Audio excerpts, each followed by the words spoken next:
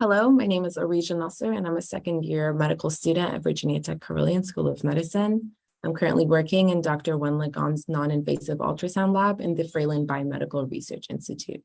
Today, I'll be presenting on the examination of low-intensity focused ultrasound parameters and longevity of effects for human neuromodulation.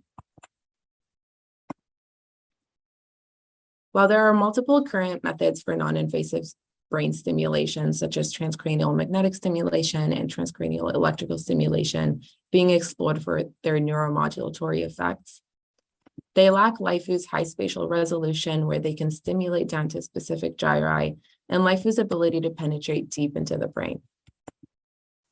To explore its potential for neuromodulatory effects, we must first explore the various parameters LIFU has. When a LIFU burst is delivered, it lasts a certain amount of time, and that is the duration parameter. Within each burst are pulses, and their properties can be modified as well. Duty cycle relates to the percent in which the LIFU signal is on versus off, and pulse repetition frequency relates to the number of pulses per second. For the on portion of the duty cycle, there are multiple cycles that repeat at a fundamental frequency, which is a characteristic of the ultrasound transducer. The magnitude of these cycles relates to intensity, or the spatial peak pulse average intensity of LIFU. So just to recap, the parameters we're able to readily adjust are intensity, duty cycle, pulse repetition frequency, and duration. In terms of current parameters research, the impact of these LIFU parameters has been studied in small and large animal models. Both stimulatory and inhibitory effects of LIFU were observed, and these effects were best predicted by duty cycle and pulse repetition frequency.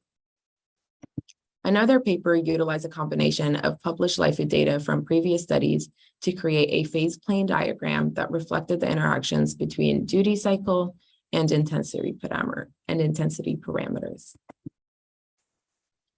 A past paper looking at parameterization in humans examined duty cycle, sonication duration, pulse repetition frequency, and adjusted pulse repetition frequency in 4 separate experiments.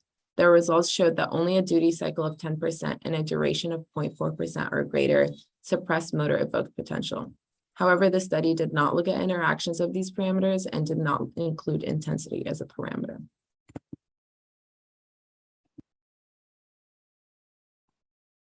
This leads us into our gap in knowledge. From these previous studies, parameters and their interactions have not been explicitly tested in humans, and we need a precise way to define which parameters are effective before we can translate LIFU as a neuromodulatory tool in the clinic. This study will test the hypothesis that duty cycles between 10 and 30% will cause inhibition, while duty cycles greater than 50% will cause excitation, and they will do so while interacting with intensity parameters, but not duration. We also hypothesized that longer durations of LIFU application will result in longer lasting effects.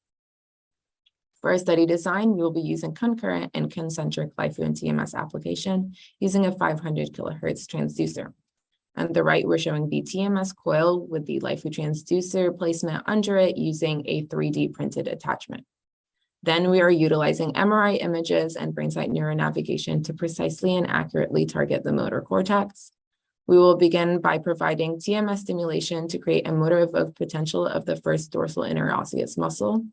We will collect 20 motor evoked potentials using TMS alone in the beginning as baseline before testing the effects of different LIFU parameters on MEPs. The full parameterization design we have includes 3 different intensities, 6 duty cycles, 3 durations, and 4 pulse repetition frequencies. This results in a total of 216 conditions tested throughout multiple sessions, and the main outcome measure we have is the amplitude of the motor evoked potentials. This figure reflects the shape of the motor evoked potentials from the time of stimulation for a single participant.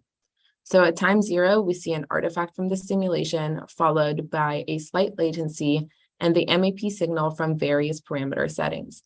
And a change in signal size is noted with the different settings.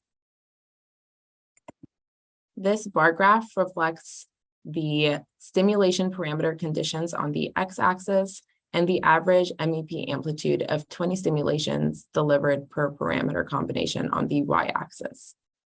So this participant experienced both suppression and excitation of their signal compared to baseline.